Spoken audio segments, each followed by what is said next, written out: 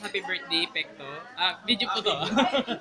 So, ngayon, first time nyo ni Kevin na mag-celebrate ng birthday dito. Ano yung pakiramdam? And how was the experience yung binigay sa inyo yung regalo nila para sa inyo?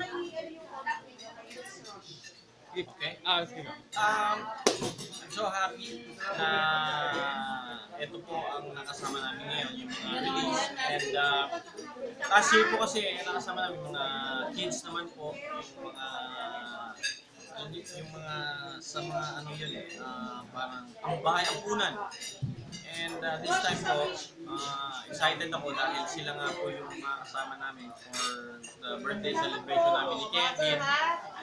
And tuwan-tuwa po ako na nakita ko po sa kanila na hindi lang pala basta pagkagaling ka sa loob, kasi nga, mahirap na pong makakuha ng trabaho. So sila po nakita ko po yung pag-asa sa kanila.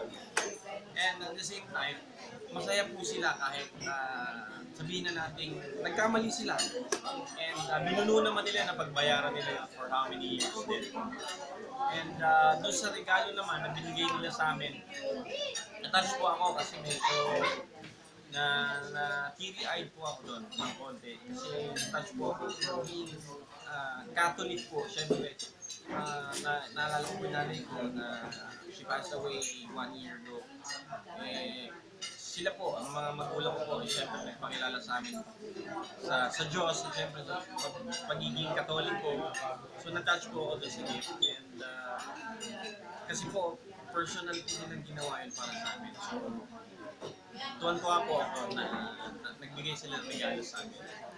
Ano po masasabi niya sa mga taong binibigyan ng second chance sa buhay, lalo na sa mga release? Ang masasabi ko sa mga taong nabigyan ng second chance, lalo sa mga release,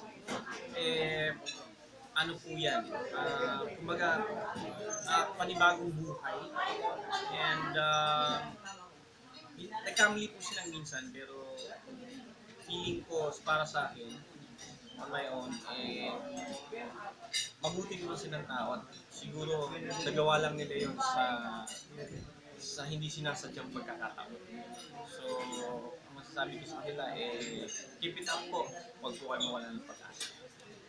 Last, ano yung parang birthday wish mo para sa kanila po? Birthday wish ko sa kanila is sana po umaba pa ang kanilang buhay at good health po lagi sana. And always pray po. Thank you.